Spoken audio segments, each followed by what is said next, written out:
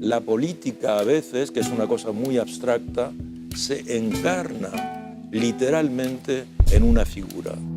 El primer momento es un momento de enorme silencio y al mismo tiempo de enorme dolor porque se enfrenta con la realidad, con la posibilidad real de la desaparición física del comandante Chávez. Para la gente, efectivamente, era un poco como si un mundo se acabase.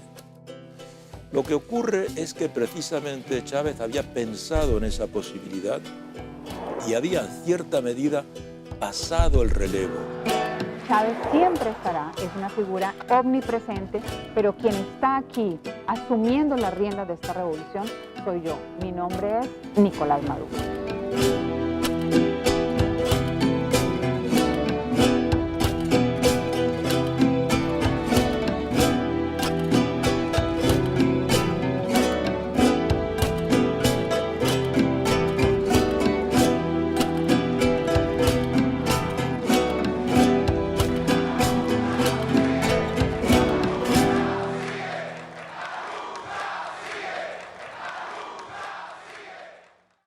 No es posible, por más de lo gigante, digamos, que es la figura de Hugo Chávez, que él manejara solo el país. La oposición subestimó al presidente Maduro, partiendo del principio que como nadie era igual que Chávez, todos los demás no eran nada. Hay y había en ese momento no solamente un pueblo supremamente empoderado, activo en lo público, haciendo cosas en todas partes, luchando, resistiendo, sino también había otras figuras y dentro de esas figuras estuvo siempre el hoy presidente Nicolás Maduro.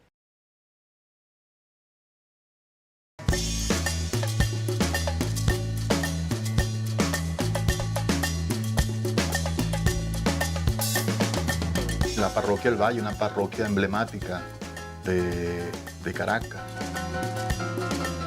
una parroquia emblemática del país, una parroquia con la hermosura de su gente.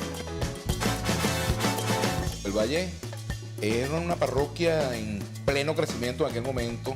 Se había hecho la intercomunal hace unos cuantos años.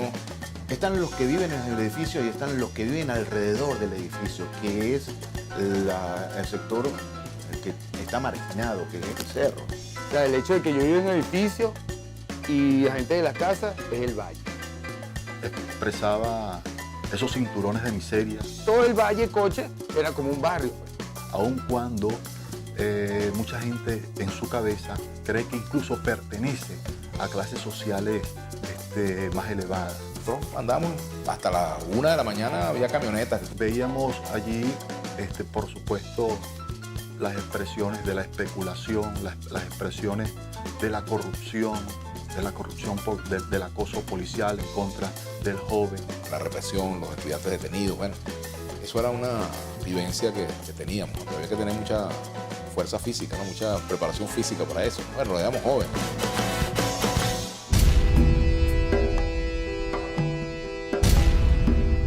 Nosotros, digamos, compartimos el pacto de Punto Fijo.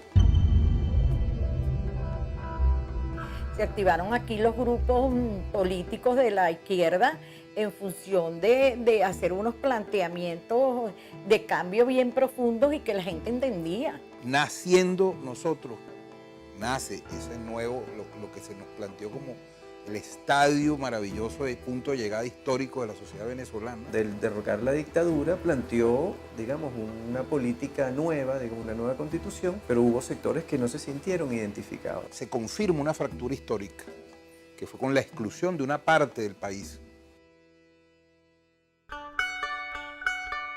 Nicolás vivía allá en el edificio San Pedro. Una familia muy unida. Yo creo que en un apartamento no tenía más de 50 metros cuadrados. Con los roles muy bien establecidos, el rol de papá, el rol de mamá. Conocía a su padre, el señor Nicolás Maduro. Era una persona muy amable, una persona muy correcta. Siempre estaba pendiente, a veces los sábados nos llevaba al béisbol. Un señor muy serio, muy responsable y muy honesto. Su casa era muy abierta, porque de hecho cualquier cosa brincábamos de una casa a otra. Oye, la mamá era como mi mamá prácticamente. La mamá de Nicolás era fuerte, tiene un carácter fuerte. Ella nos regañaba, hablaba con nosotros, nos aconsejaba. Comenzamos a descubrir, a conocer, a comprender una dimensión de la vida que no era solo el juego. En 1973 hay un evento, ¿verdad?, que para nosotros es el golpe de Estado, ¿verdad?, a Allende. ¡Viva Chile! ¡Viva el pueblo! ¡Vivan los trabajadores! Así como en los años 60 pasamos a la historia por ser el país que inaugura la política de las desapariciones en América Latina, en los años 70 también figuramos una política estructuralmente represiva. El año 74 son las elecciones de Carlos Andrés Pérez, viene el proyecto de la Gran Venezuela. No era solo una represión política, era una represión contra los humildes, contra los sectores populares. La iglesia, cuando se construyó, y el colegio, había muy pocos edificios alrededor. Uno vivía en la calle, los muchachos vivíamos en la calle. Tenemos grandes psicólogos, doctores, cirujanos, de todo tenemos. Sí, lo conocí, a Nicolás lo conocí yo, aquí en San Pedro, lo confirmé y todo. Y hasta un presidente. Bueno, nosotros a todos los educamos igual. Conmigo fue especial, Nicolás. El viejo Maduro o mi papá nos gritaban desde el balcón porque los vecinos los llamaban y le decían, mira, tu hijo está haciendo bulla allá abajo. Sube que es ya, son las 8, para arriba. Éramos un grupo de 10 o 12 amigos. Siempre. Si a él le pasaba algo a Nicolás, esto era serio. Y una de las cosas que hacíamos como prueba de masculinidad era cruzar la autopista en ese nivel. Era el que no la cruzara, pues, era objeto de burla, ¿no? Era consentido, porque él era el menor. No tenían consentido, pero todos eran muy estudiosos, muy responsables. Y anteriormente, en aquel tiempo, yo creo que él me seguía a mí, porque en aquel tiempo el líder era yo. Él empezó a estudiar primer grado en el año 67. Ahora se hace actas desde preescolar, pero en aquella época solo a partir de primer grado. Me gusta la perfección y me gusta todo muy ordenado. Y hacía yo esos libros. Maduro Nicolás, aquí está. Tenía 7 años, nacido en Caracas. Esas actas están hechas por mí, transcribiendo la partida de nacimiento. Cuando me preguntan, ¿dónde nació? Digo, mire, ¿usted cree que a los 4 años cuando yo los conocí, o a los 7 años que escribí esto, él ya pensaba que iba a ser presidente y se iba a cambiar la nacionalidad? Éramos unos muchachos, pues adolescentes, y era un pueblo, yo diría que se sentía desamparado, ¿no? Entonces ver que había unos chamos, como decimos acá, unos muchachos jóvenes, oye, hablando de los problemas del pueblo, ¿no? Y diciendo que había que hacer una revolución, entonces muchos se sentían como que, bueno, aquí como que hay reservas, ¿no? Los que eran de menor capacidad, los que tenían menos militantes, les costaba mucho más. Imagínate tú, nosotros recogiendo firmas nos reprimían. Era el caso de la Liga Socialista, que realmente eran unos partidos pequeños, pero lograron tener un escaño, un diputado, que fue David Nieves en su momento, que lograron sacarlo de la cárcel.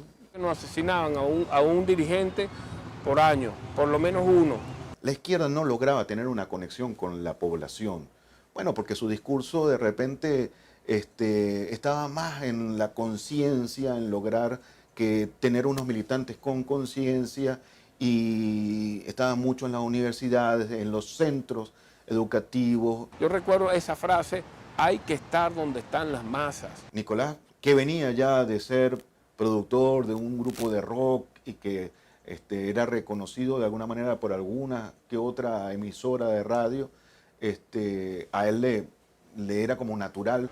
Tuvo una época que quiso ser músico rockero, ¿no? En la izquierda eso del rock no estaba muy bien visto. ¿Cómo podía llevar rock? Era música imperialista. O sea, un comunista rockero no era, en mi caso que yo venía del Partido Comunista, no era muy aceptado eso, ¿no? Organizamos un concierto de rock con precisamente el grupo de Carlos Carrillo, Enigma, que ya me acordé el nombre, el grupo Enigma.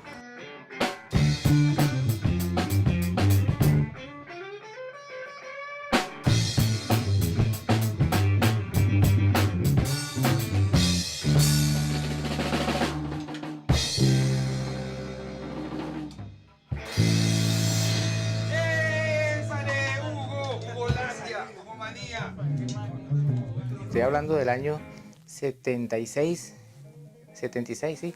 Justamente yo estudiaba en el Liceo Diego de Lozada, en el Valle. Y él también, pues, y todo el grupo de compañeros nos conocimos en el liceo. El sitio de concentración de nosotros era un liceo que queda en el mismo valle que se llama José Ábalos. Habían 5 liceos, una escuela técnica, después venía el Liceo Pedro Emilio, famoso en Coche, posteriormente comenzaban los del Valle. En ese tiempo prácticamente era como el sentimiento, o sea, los liceos eran uno solo. El Fray Pedro de Ágreda, que por el color de la camisa, por cierto que era amarilla, le decían Pollito. Posteriormente venía el Cárdenas Saavedra, que era marrón, le decían Chocolate al liceo. Después el Diego Lozada y terminábamos en el José Ábalos, donde Nicolás estudiaba. Liceos bien compenetrados, ¿viste? Había mucha responsabilidad. Pero estamos en el momento del estudiantil. Cuando comenzamos con la cuestión de la música, la guitarra. Carlos Carrillo, que es el líder del Grupo Enigma, cuando estamos sentados en plena clase, él me dice que tenía una guitarra eléctrica. Nos dijo que trajéramos al grupo para amenizar un Día de las Madres. Nicolás también se sorprendió cuando sabe que él tenía un grupo que se llamaba Enigma, que ya venía presentándose en los liceos. Y en ese momento nos trajo y apareció Nicolás, que ya nos conocíamos, anunciando, bueno, ahora el grupo Enigma y tal. Después con el tiempo fuimos como los primeros fans, o los fans número 1 del grupo Enigma. Ensayaba con nosotros, era prácticamente como un manager, porque él vivía con nosotros para todos lados, un apoyo permanente.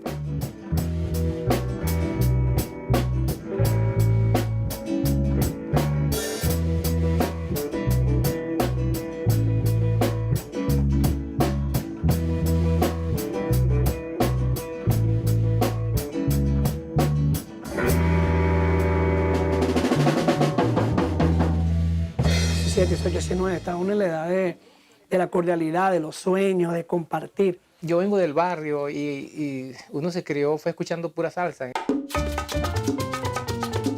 En esos tiempos era la música, los salseros eran igual que nosotros. Y yo siempre andaba con muchos discos bajo el brazo y hablaba mucho de salsa en esa época. La salsa se identificaba con el barrio. Y él después una vez me preguntó, uy, chale, Hugo, vamos para tu casa para escuchar la salsa esa que tú hablas tanto. Los salseros que tenían su manera característica de hablar, de vestir. Él pone la canción en esos aparatos que tenía uno antes que eran tocadiscos y pone Indestructible y lo marcó para siempre.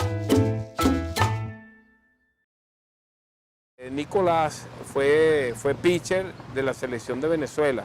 En este mismo campo, en el Andrés Miranda número 2, tuve la oportunidad de anotarle un juego al actual presidente Nicolás Maduro. Estuvo en el béisbol casi que a punto de ser contratado por las grandes empresas del béisbol. Él estaba catalogado como un prospecto. Teníamos la ilusión de tener un Grandes Ligas en la Liga Socialista, ¿no? Él jugó con el ejército, con el equipo del ejército, con el equipo de senadores y participó en varias competencias de carácter nacional y una internacional. Y él decidió la política.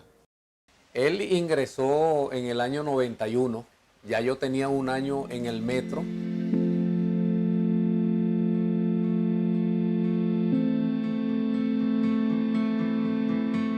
Él era muy conocido porque, además de que había sido estudiante, dirigente estudiantil de los sectores medios y muy importante su lucha en el movimiento sindical. Pero cuando él ingresa, viene con una fuerza, un ímpetu, un deseo y un plan preestablecido.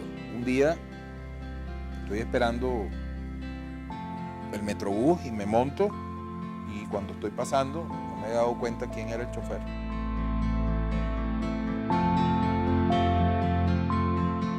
Oigo que me dicen, papillo. Y entonces, él así como me decían.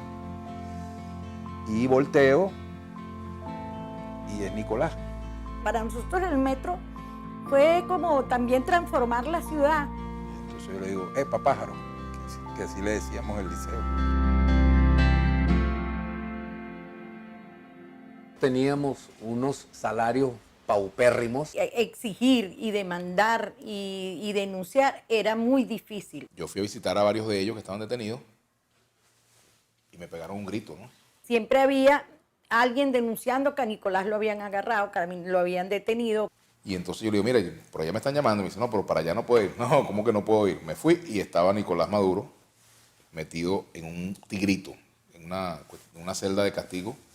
Estaba incomunicado, tenía varios días incomunicado, la gente no sabía dónde estaba Nicolás Maduro. Nosotros hicimos un paro Cuando él como sindicalista iba y hacían asambleas y venía, y yo le decía, si vienes a parar el metro, no. Irrumpimos en la presidencia a la fuerza. Ustedes no pueden estar en eso. Y el presidente, en vez de llamar a la Guardia Patrimonial o a las autoridades policiales para que nos echaran, mandó a que nos trajeran un refresco y unas galletas y nos sentamos a conversar. Él siempre lo cuenta, esta nos regaña. Una vez que salimos de allí, el presidente, a la sazón del sindicato, nos llama y le dice a Nicolás, muy mal hecho lo que tú has hecho, porque tú no tienes nivel para discutir. Era la lucha justa, la lucha por el bienestar de los trabajadores. Logramos los objetivos que andábamos buscando. ¿Cómo es entonces que él no tenía nivel?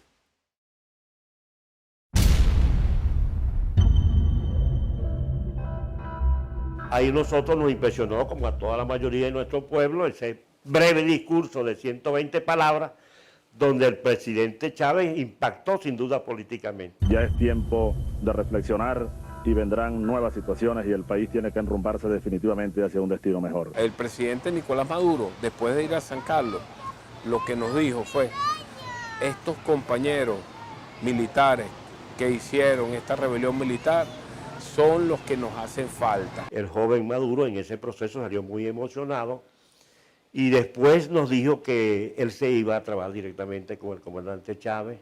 Eso fue alejando al presidente de la dinámica que hasta ese momento habíamos tenido, ¿no? Chávez nos conquistó a todos y el pueblo llegó y se le metió en el corazón al pueblo. Así fue con Nicolás, pues entonces, desde entonces Nicolás lo ha ido acompañando. Lo importante es que arranquemos con un nuevo motor nacional, un nuevo proyecto de largo plazo. La Constitución se hace con realmente una participación protagónica del pueblo. Se montó en un camión que empezó a recorrer el país. Ese camión lo conducía Nicolás Maduro. Vamos a llevar para que se le dé rango constitucional a la figura del poder social organizado del pueblo. Llevó todo eso a una comisión que se encargó de procesar toda aquella cantidad de propuestas, que fue la Comisión de Participación Ciudadana. La presidía el constituyentista Nicolás Maduro. Bueno, ese constituyentista que conducía el camión, ese buzón, y que presidió esa comisión, pasó luego a la Asamblea Nacional, donde se desempeñó como diputado. Luego, en el siguiente periodo, que es el de 2005 a 2006, a él le tocó asumir la presidencia de la Asamblea Nacional, hasta que el comandante Chávez lo llama y para que se incorporara al gobierno como canciller de la República, 6 años, dando los grandes debates en los foros internacionales, en la OEA, en las Naciones Unidas. Venezuela pide respeto, exige respeto a su soberanía. Nicolás Maduro fue el hacedor de la política internacional de la Revolución Bolivariana, ideada, creada, gestada por el comandante Chávez. Chávez tenía eso muy claramente inscrito, que él pertenecía a ese mundo, ¿verdad? Al mundo del sur, en diálogo con el norte y en confrontación, si fuese necesario, con el norte. Aquí está usted, comandante, con sus hombres de pie, todos sus hombres y mujeres, leales como lo juramos ante usted, leales hasta más allá de la muerte. Hemos roto el maleficio de la traición de la patria y romperemos el maleficio de la derrota y de la regresión.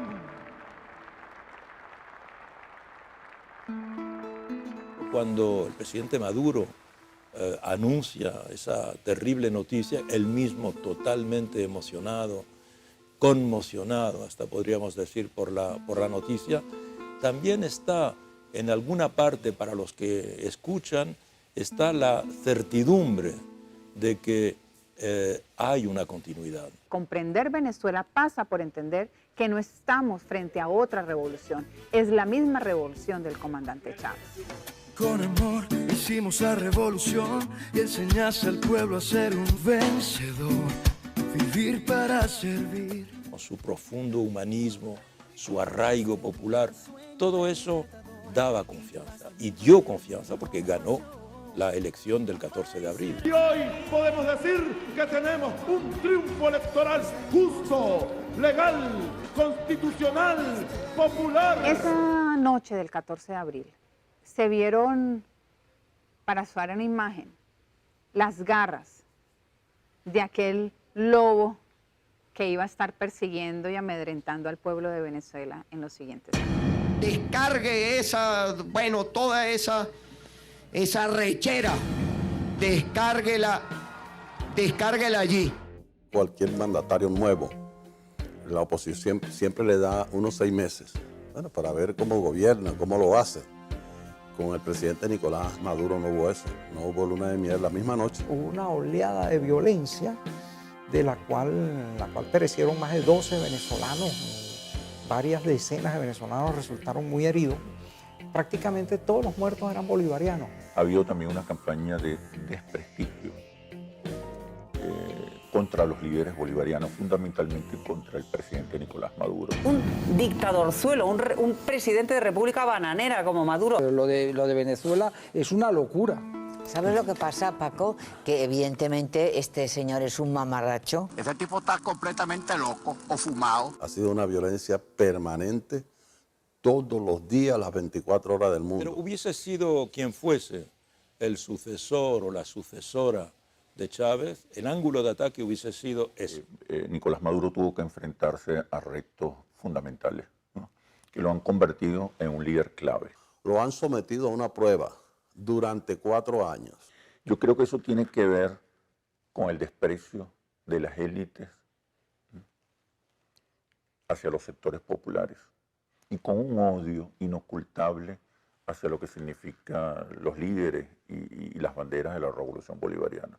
Durante años el neoliberalismo no solamente instaló un modelo económico, sino fundamentalmente instaló un modelo cultural, donde para ser hay que tener, y además hay que haber ido a la universidad, hay que tener títulos, hay que tener, digamos, una cantidad de condiciones que te permiten ser un representante de tu pueblo. En ese antimodelo, en ese otro líder, en esa otra cara, digamos, de quien gobierna, pero que viene de las bases, ¿cierto? Que es del barrio, que sabe a barrio, que huele a pueblo, que sabe de salsa, de bolero, de timba. Eso no es lo que suelen saber nuestros gobernantes. A eso no fue lo que estudiaron.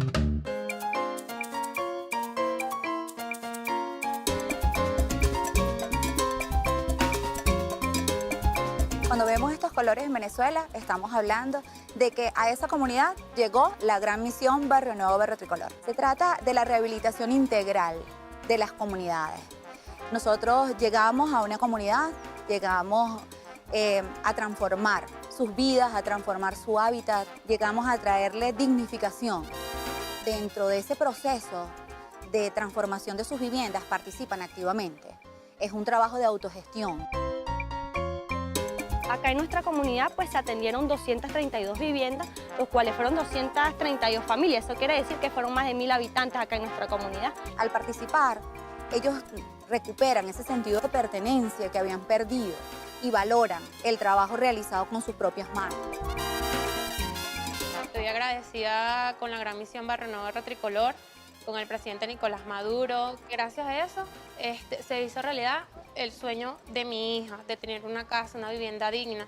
Y también me alegra porque mi comunidad tuvo un cambio total. O sea, cambiaron las fachadas, cambiaron muchos aspectos y decadencias en que vivían las personas. Las personas que viven en estas comunidades, en estos barrios, fueron históricamente invisibilizados por los gobiernos de la Cuarta República. La gente construía a medio construir.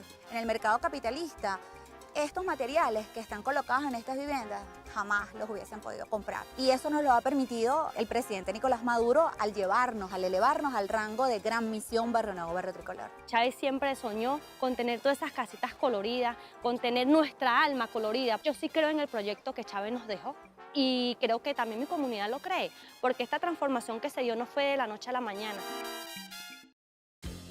Han sido ganados por el PSUV y sus alianzas 196 de 335. Fue una victoria masiva. Ellos habían hecho de esas elecciones un plebiscito. Es decir, en febrero lanzó esta campaña de las guarimbas. Las guarimbas son una puesta en escena. Bajo el pretexto de que aquí no había libertad. Las guarimbas son muy cinematográficas. Las guarimbas tienen fuego, muchachos con las bocas tapadas, franelas con mensajes, a la fuerza pública tratando de retener manifestantes.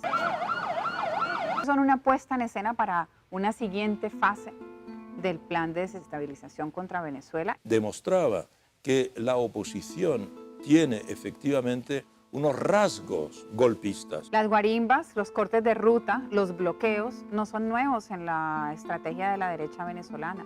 Ya se lo hicieron al comandante Chávez años atrás. Enrique Capriles, podemos hablar de Leopoldo López, participaron en el golpe de Estado del 2002. Eran líderes del golpe de Estado del 2002 contra Chávez. Eso corresponde a un nuevo estilo de lucha sobre la cual hay un estadounidense llamado Man Waring, que ha hecho estudios muy acuciosos. Se aplica ahora a grupos paramilitares de toda índole para ejercer la violencia disfrazados de movimientos sociales. Pero eso prendió solamente en las urbanizaciones de clase alta. Es bien extraño, ¿verdad? Una violencia en donde la mayor parte de los muertos resultan personas de los cuerpos de seguridad o personas del movimiento bolivariano. Las guarimbas no llegaron a los sectores populares, no llegaron a los barrios. Los venezolanos, como les decía, están apostando a la paz. La misma clase media que fue encerrada por los guarimberos, que pertenecían a ese mismo sector, terminaron protestando porque les cerraron las calles, les impedían ir a su trabajo, recibir asistencia médica. No a la confrontación, ni al caos, ni a la subversión, ni a la guarimba.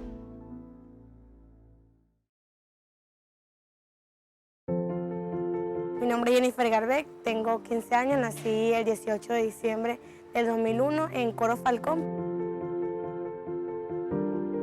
Estudié en la Escuela Bolivariana Simón Rodríguez y actualmente en el Liceo Carmen Fuguet. Al entrar al liceo ya mi hermana estaba en cuarto año y yo estaba en primer año y ya pertenecíamos a lo que era la organización bolivariana estudiantil. Hasta que un día mi hermana representó al municipio y venimos aquí a un encuentro con el presidente Nicolás. Mi ciudad tiene mucho de poesía y diamantes. Su vientre semiárido ha parido los más hermosos verbos, derramándose en la entrega. Barquisimeto. Creamos un colectivo cultural de muchos muchachos muy jóvenes, entre 13, 18 años, que nos reuníamos principalmente porque entendemos que la cultura es un elemento político. Nos inculcaron a mi hermana y a mí el deporte desde muy pequeña. No sabía que tenía una discapacidad. Yo pensé que todo el mundo veía igual de borrosa que yo. Mi papá conoce lo que es el judo paralímpico. Es allí donde incursiono y bueno, elegí el judo y a partir de ese momento decidí hacerlo con mucho corazón. Propongo fundar y organizar una Federación Nacional de Estudiantes de Educación Media. Varios compañeros, representantes de cada uno de los estados, conformaron esta federación y le cumplimos a nuestro presidente Nicolás Maduro. La OVE no solamente es un movimiento político, sino que la organización bolivariana estudiantil es para captar chamos y atraerlos a la cultura, atraerlos al deporte, atraerlos al canto. Es un proyecto por el que Chávez y Bolívar soñó y que seas tú la que tome la responsabilidad de todos los liceos del país es muy importante. Estamos en la comunidad de San Jacinto, una comunidad que históricamente ha resistido desde el tema cultural, ¿no? Sobre todo en el tema de la formación a partir de la cultura para los jóvenes, para los más pequeños, desde muy niños. Constantemente los medios de comunicación nos están bombardeando con música que no tiene mucho que ver con nosotros. Espacios como el CEPA son lugares donde insisten en reconocer nuestros saberes populares. En el 2008, cuando logro la medalla y escucho las palabras de nuestro comandante, esa alegría, él nos hizo entender, no solamente a mí, sino a todos los atletas, la responsabilidad que teníamos, el compromiso que tenemos con nuestro país. Estar al lado de él o al darle la mano, él transmite un amor tan especial, él transmite una humildad, un amor tan hermoso que él tiene al pueblo, que está con el presidente Nicolás Maduro, transmite una vibra que a ti sientes que ahí está el hombre que nosotros tenemos que seguir, ahí está el hombre que está luchando por el país, ahí está el hombre que está luchando para que el día de mañana Venezuela sea el país que tanto soñamos. La gran victoria del presidente Maduro tiene que ver más con el tema del reconocimiento de quiénes somos. No podemos imaginarnos una revolución sin reconocernos a nosotros mismos y reconocer realmente de dónde partimos. Al terminar la competencia recibíamos la llamada de él, de felicitaciones, de agradecimiento. Naomi, felicidades. Sigue adelante. Está allí apoyándonos, animándonos a seguir dando lo mejor para nosotros seguir representando a nuestro país.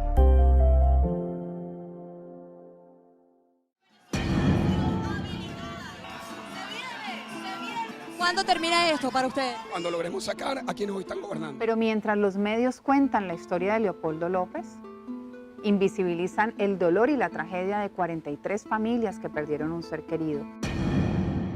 Ahí hay una historia, ahí hay una película, ahí Hollywood estaría feliz. Tienen como objetivo principal el cambiar el destino político de Venezuela. Los periodistas vinieron en ese momento, como en otros momentos después de las guarimbas, a contar la salida de Nicolás Maduro del poder.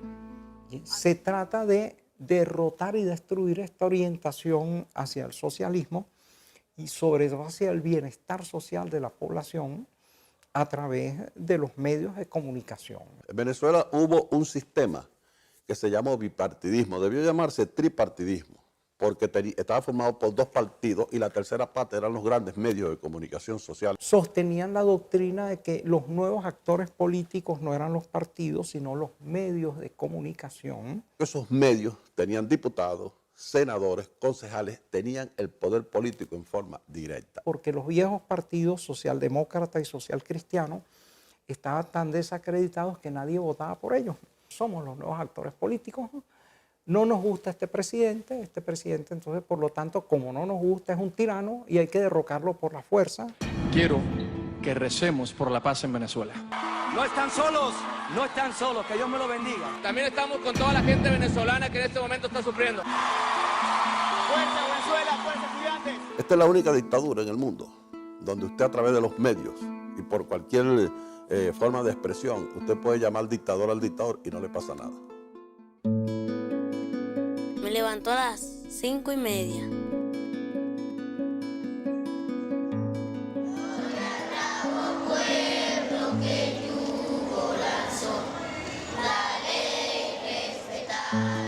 Cuando llegamos, hacemos una caligrafía, después matemática, lengua y después vamos para el receso. Cuando hay que salir, nos vamos por el Metrocable. Es inversión social del gobierno revolucionario este proyecto del Movimiento Nacional de Teatro para Niñas, Niños y Jóvenes de San Rengifo. Hemos elaborado un plan de formación y nosotros contemplamos las 4 disciplinas de la arte escénica. Las artes plásticas aplicadas al teatro, la música, la danza y la actuación. Ahí me enseñan a bailar para alguna obra, a cantar. Yo no voy a decir ni estoy formando aquí a los muchachos para que sean futuros actores o futuras actrices. Lo decido es la formación integral. Yo no sabía dibujar y ahí aprendo un poquito a dibujar. El presidente los manda a constituir enmarcados en el proyecto, en el Movimiento por la Paz y la Vida, ¿verdad? A rescatar a ese niño, ¿verdad? De las situaciones de riesgo. Efran vino, llegó al movimiento traído de su abuela que trabaja con nosotros. Nos ponen por un decir a Soledad escénica, a contar una historia de un objeto preciado que a ti te guste. Es impresionante Efran. Tiene así ese apetito, esa cosa por la lectura. Yo creo que con mi mirada te lo puedo decir, ¿verdad? El amor y el entusiasmo y la esperanza de él con el movimiento y la mía en él. Cuando yo sea grande quiero ser actor. Efran es un actor. A mí me gusta cantar canciones para mi pueblo. Canciones que tengan gracia y alegría por dentro. Canciones que digan algo, que arranquen del sentimiento. Canciones tontas, no gusto, para cantarle a mi pueblo. En mi cantar solo busco, en mi cantar solo quiero. Cantar las cosas sencillas que tengan sabor eterno.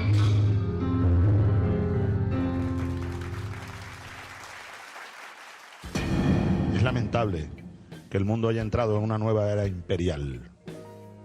La nueva era imperial. Estados Unidos ha declarado a Venezuela como una amenaza inusual y extraordinaria. Es un mensaje que se envía a todos los aliados y a todos los enemigos de la revolución. Es un paso más para poner contra la pared a un gobernante y a su proyecto. Cualquier país que tenga petróleo es un objetivo político, un objetivo económico, incluso un objetivo cultural. Están haciendo guarimba, le están haciendo conspiración, le están decretando órdenes ejecutivas, como hizo el presidente Barack Obama. Y el presidente sigue insistiendo en que el camino del diálogo.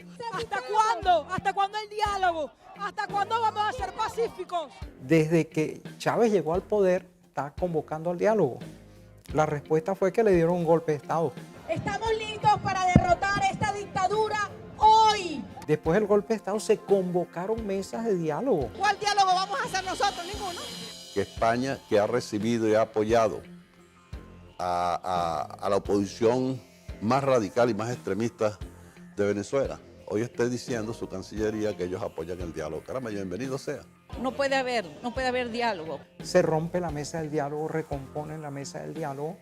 Es una acción constante del gobierno dialogar con los diversos sectores. El domingo iba a haber una aproximación que no se va a dar por las razones que todos ustedes conocen.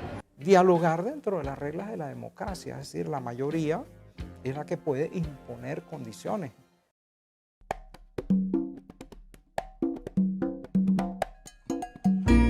Las grandes bases nacen con un tema más de poder incluir alguna fortaleza.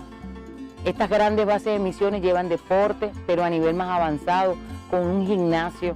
Hay hasta espacios donde se practica el boxeo, hay auditorios para el fortalecimiento, el crecimiento a través de los talleres, la capacitación.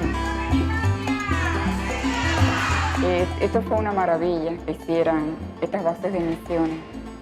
Nosotros acá tenemos todos los espacios a disposición. Las abuelas podemos estar allí, ¿verdad? Compartir. Nosotros ahí nos desestresamos, nos enseñan muchas cosas, tenemos beneficios, pensiones. Con estas pensiones de adulto mayor nos ayudamos mucho. Es nuestro dinero, lo manejamos nosotros. Y me siento bien, desde que estoy en el círculo de abuelos me siento bien. Tenemos cerca también Barrio Adentro, tenemos la misión Robinson que está acá, el plan, o sea, todas las misiones. Para poder salir de la pobreza extrema, erradicar la pobreza extrema es la campaña nacional que impulsa nuestro presidente obrero Nicolás Maduro Moro y se resume en bases de misiones y grandes bases de misiones. Era la primera vez que lograban vencer de una manera contundente a la revolución bolivariana en las urnas. Hemos venido con nuestra moral, con nuestra ética, a reconocer estos resultados adversos. Y ratificaba que el camino de la agresión económica era un camino que daba resultados. La oposición lo lee como una victoria excepcional, que hasta ella misma está sorprendida. El partido MUD en la modalidad nominal, 72 diputados y diputadas, en la modalidad listas, 27, para un total de 99. Lo lee únicamente oyendo el número de escaños que ha ganado. Y que el gobierno se prepare, porque ahora las cosas cambiaron de verdad. La primera decisión que toma el presidente de la Asamblea Nacional no tiene nada que ver con el deseo de los ciudadanos. No quiero ver a Chávez ni a Maduro. Llévense toda esa vaina para Miraflores o se lo dan a la feo. Yo no tengo que ver con esa vaina. Pero aún no se vislumbraba necesariamente lo que iba a significar una asamblea de mayoría opositora en términos de la estabilidad política del país. La oposición es una fuerza electoral cuyo éxito no depende de una estrategia propia. Es una asamblea en la cual hay una mayoría de la oposición, mayoría que se respeta escrupulosamente. Siempre que ha tenido éxito electoral, la primera bandera que enarbola es la bandera del Chávez vete ya o del Maduro ahora vete ya. Tendremos que ofrecer ya una propuesta concreta de salida a esta desgracia nacional que es el gobierno de Nicolás Maduro. Solo un 18% pensaba que la prioridad de la nueva Asamblea Nacional debería ser desplazar, destituir al presidente Maduro. Ellos plantean que van a hacer un referendo revocatorio. Para el 64% de los venezolanos, la prioridad de la nueva Asamblea Nacional debería ser contribuir a resolver los problemas económicos del país. Simplemente la oposición no pudo cumplir con los requisitos dentro del lapso que le interesaba. La mayoría de los venezolanos preferiría que Maduro resolviera. La asamblea empezó a desgastarse. La oposición pensó que podía emular lo que ocurrió en Brasil con la destitución de la presidenta Dilma Rousseff. En lugar de cumplir el papel que le establece la Constitución, que es legislar y controlar, se dedicaban a conspirar que no está en la Constitución. Aquí el enemigo ha dicho, hay un terremoto, vamos a terminar de acabar las casas, de hundir las calles, que nadie vuelva a construir nada. Igual que se trató de asfixiar a la Revolución Cubana, que se la aisló, se la presionó, se la boicoteó, etc. E igual que se derrocó al presidente Salvador Allende. Y nosotros recordamos aquella frase de Henry Kissinger bajo el gobierno de Richard Nixon que dijo, vamos a hacer chillar la economía chilena. La guerra económica la definimos como agresiones contra el pueblo venezolano, que se utilizan mecanismos que alteran los mercados y la economía en general con el objetivo de desestabilizar desde el punto de vista social, generar malestar social e incidir sobre las preferencias políticas de los venezolanos. Hay falta de abastecimiento de medicinas, de alimentos. Etare también padece por el hambre. Venezolanos que bajan y bajan de peso. Hay peleas en la calle. La guerra mediática ha sido muy importante contra el presidente Maduro. Quizá la guerra económica ha sido tan importante como la guerra mediática. Iniciemos un conjunto de acciones para quebrarle el espinazo a los procesos de sabotaje económico, acaparamiento, especulación y robo descarado contra el pueblo de Venezuela. Ya hemos dicho que Venezuela es un país de economía mixta, en el cual la empresa privada tiene garantía. En estos 4 años no han escaseado ni las verduras, ni las hortalizas, ni las frutas, que son de alto consumo también del venezolano. Sí han escaseado, por ejemplo, productos como la harina de maíz precocida, el arroz, el café, el azúcar, la leche, el aceite, ¿verdad? Gran parte de la importación de los alimentos en Venezuela está en manos de una docena de oligopolios. Ahora, ¿cuál es la característica de estos alimentos? Que su producción y su distribución está concentrada en muy pocas empresas que tienen el poder de los mercados, que se constituyen como monopolios, como oligopolios, que tienen el poder de cartelizarse. Esos oligopolios importan alimentos con dólares que le da el Estado a tasa preferencial. Productos como el plátano, la naranja, la guayaba, que son de alto consumo, ¿por qué no han faltado en la mesa del venezolano estos 4 años? Son formas, formatos, ingredientes permanentes en la guerra psicológica contra la revolución bolivariana y contra otros procesos progresistas similares en América Latina. Si fuese una crisis económica, ¿verdad?, afectaría también a estos pequeños trabajadores del campo. Forma parte de la guerra psicológica.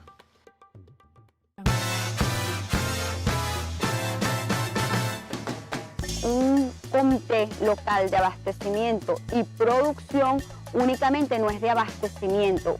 Es sentarnos, es ver a ese vecino a los ojos, entender que necesitamos un requerimiento nutricional y transmitirle de alguna forma que necesitamos producir.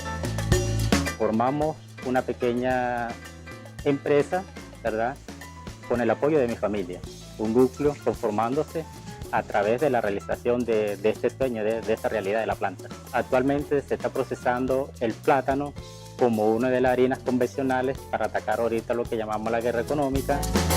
El proceso de trabajar en un PLAC implica todo un convencimiento humano, todo un proceso de conciencia que nos dice a nosotros cuál es la tarea, nos está dictando a nosotros desde nuestro corazón cuál es la tarea que nosotros debemos desempeñar en la comunidad. Nosotros tenemos estipulado un promedio de 4.000 a 5.000 kilos mensuales para ser distribuidos a los clases. Estamos hablando de que cada caja trae 31, 32 productos y en este momento aquí todo el mundo, chavistas y no chavistas, están recibiendo su caja. Para así controlar las mafias y los bachaqueros. Lo que está haciendo ahorita nuestro presidente Nicolás Maduro, solamente hay una palabra, que es la fe de creer en un pueblo que lo está apoyando. El presidente Nicolás Maduro ha tenido una política acertada con respecto a la decisión de implementar un plan de abastecimiento comunitario local. Si no existiera el modelo social bolivariano, las heridas de la guerra económica serían muchísimo más profundas. Mientras en otros países, como en España, la norma después de la crisis del 2008 fueron los desahucios, ¿verdad? Es decir, retirarles la vivienda a decenas de miles de personas, aquí la inversión social siempre fue una prioridad. Tener más del 70% del presupuesto de la nación dedicado a programas sociales es algo extraordinario que ningún país del mundo, ninguno, no me cabe duda, ha logrado mantener. El petróleo andaba en más de $100 el barril y bajó abruptamente después que se encarga el presidente Maduro a $23 el barril. La caída en los precios del petróleo es una de las razones fundamentales que explican para la mayoría de los venezolanos la actual crisis económica. No solo fue una caída abrupta, sino además muy prolongada, ¿no? Con la intención de hacer un daño importante a los países productores de petróleo. ¿Cuál ha sido el pecado del bolivarianismo? Tratar de utilizar esos recursos para saldar la enorme deuda social acumulada. Ese consenso de reducir las cuotas de producción de todos los países, de alguna manera empezaron a elevar un petróleo que llegó a estar cerca de los $20 a un límite ahora cercano a los $50. Hay conciencia de que ha habido avances económicos que han permitido que las mayorías populares sean visibilizadas, reconocidas y hoy sean protagonistas de un proceso político que tiene asociado a la emancipación social, ¿no? ¿Cómo entender que entra muchísimo menos dinero, pero que el dinero que entra se utiliza fundamentalmente para la inversión social? 1,5 millones de viviendas sociales se han construido en estos últimos tiempos. Eso solo lo puede explicar una revolución. Desde siempre decía que el día que yo tuviera un hijo, quisiera que tuviera casa ya de una vez. Y bueno, gracias a Dios ahora tenemos nuestro propio hogar, que es el deseo de cada pareja y cuando tiene familia más todavía. Cuando me dan mi carnet, me avisan que yo he sido el de los 10 millones. El carnet de la patria es una herramienta que el presidente Nicolás Maduro, siempre manteniendo el principio chavista de proteger a nuestro pueblo, estableció y ha desarrollado de conjunto con las juventudes una nueva herramienta para combatir las heridas que ha dejado la guerra económica. Nicole, que es mi hija, llegó de sorpresa. Bueno, a los 8 días de haber nacido ya Nicole tenía su casa. De cierto modo se cumplió lo que tanto queríamos nosotros. Una opción que nuestro presidente Maduro nos da iniciativa para tener una ayuda para el pueblo. Una herramienta para aumentar la capacidad de nuestro gobierno para desarrollar políticas en el plano de lo educativo, en el plano de la salud, en el plano de la protección integral a la familia. Confío en mi presidente Maduro, que tenga una opción para mí como para mucha gente que lo necesita. Sí sabemos que no iban a entregar la vivienda, pero no sabíamos que íbamos a hacer la vivienda a 1.500.000. Bueno, vamos a pasar para que te sientes, Joana. Adelante, con permiso, por favor, acompáñeme, compañero. Me llena de emoción, ¿no? Porque es un icono, ¿no? Es como algo que señala. Es iniciativa del gobierno y comprometerse con la ciudadanía y con el pueblo a elaborar y hacer cumplir ese derecho, que es el derecho constitucional del derecho a la vivienda, y a crear el acceso de los ciudadanos a ello. A pesar de la situación, pues el país ha logrado invertir importantes recursos en el tema de la infraestructura. Ahí está como ejemplo el teleférico más alto del mundo, en Mérida, el Mucumbarí. También es un motor importante de la economía productiva, al igual que el motor de exportaciones. Y entonces hay recuperación de infraestructuras que estaban perdidas en materia de hotelería y turismo, a nivel de carreteras también. Entonces, en medio de dificultades, pues el país no se ha detenido, al contrario. Habría sido muy fácil, con tanto ataque, o incluso hasta entendible, traicionar el proyecto bolivariano. La revolución no ha perdido el norte, no ha perdido su prioridad principal, que es distribuir justicia social. Se cumplieron a cabalidad todos los compromisos internacionales del país. En los últimos 20 meses, ¿ustedes saben cuánto hemos pagado en deuda externa? 36.000 millones de dólares. Cosa que pocos países en la región y en el mundo lograron hacer. ¿Qué hubiera hecho la burguesía, la oligarquía, si hubiera estado gobernando?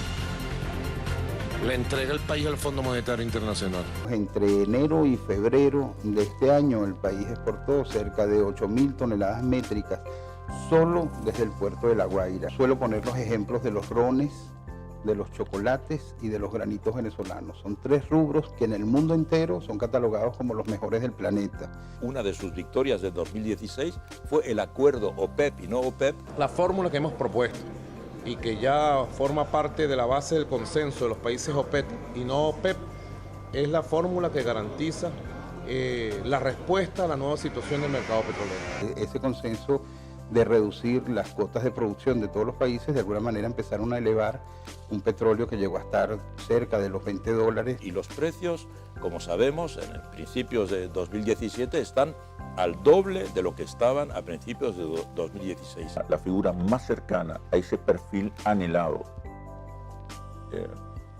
de líder es el presidente Nicolás Maduro. Chávez sabía que si alguien había que no iba a traicionar el proyecto bolivariano, era Nicolás Maduro.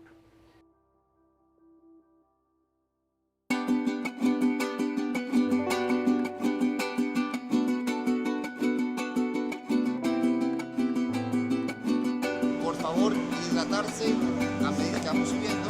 Mi nombre es Armando Márquez, guía de turismo del sistema teleférico Mucumarí. Para mí es un orgullo estar acá, pertenecer a este gran proyecto de infraestructura turística.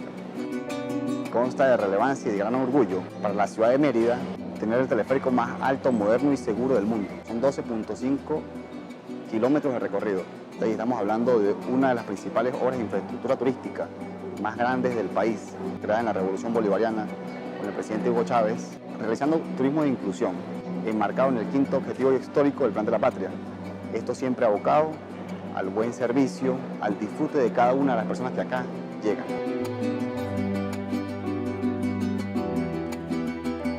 El apoyo ha sido incondicional por parte del presidente Nicolás Maduro, ha sido totalmente acertado apoyar este tipo de infraestructura, este tipo de obras.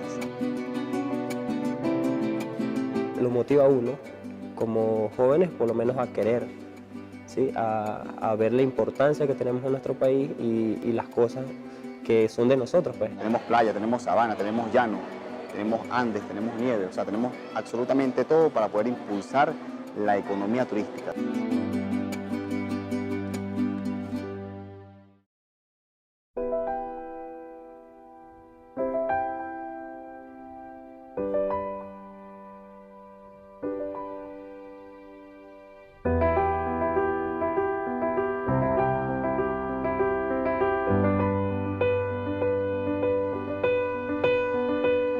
Yo estoy seguro que va a ser así. El pueblo haciendo, el pueblo amando, combinando todas las formas del hacer, de la lucha, del trabajo, del crear. Necesitamos integrarnos más con muchísimo amor, con ese amor que nos da nuestro presidente, con ese amor que nos dejó Chávez por el mundo, por la vida, por la tierra. Tanto él como su pueblo sonríen a pesar de las dificultades. El solo hecho de que mi familia, la gente humilde, tenga un apartamento, tenga la oportunidad de estudiar, eso es una manera de ayudarme a mí.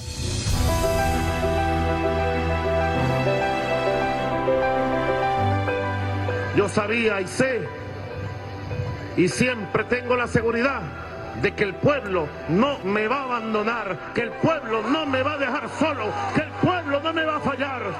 Y tengan la seguridad que yo jamás le voy a fallar a ustedes. Y si cuando decimos Chávez, decimos pueblo. Cuando decimos Maduro, decimos pueblo.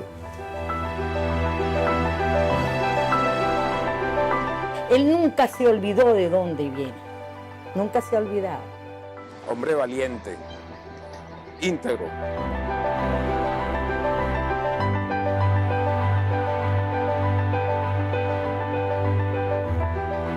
Un ser humano que se llame revolucionario, además. Creo que es fundamental la solidaridad. Siempre mantuvo esa lealtad.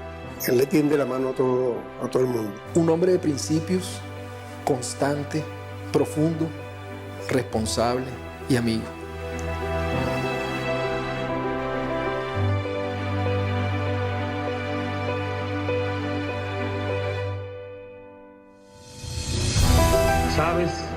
no paró en el mar. Chávez ha dejado una historia, un proyecto, una patria, un pueblo, y aquí está de pie, y aquí va a continuar. ¡Que viva el pueblo de Venezuela! ¡Que viva el legado del comandante Chávez! ¡Que viva el espíritu de Simón Bolívar! ¡Que viva la patria insurrecta! ¡Que viva la patria bolivariana! ¡Hasta la victoria siempre! ¡Que viva la paz! ¡Que viva la vida!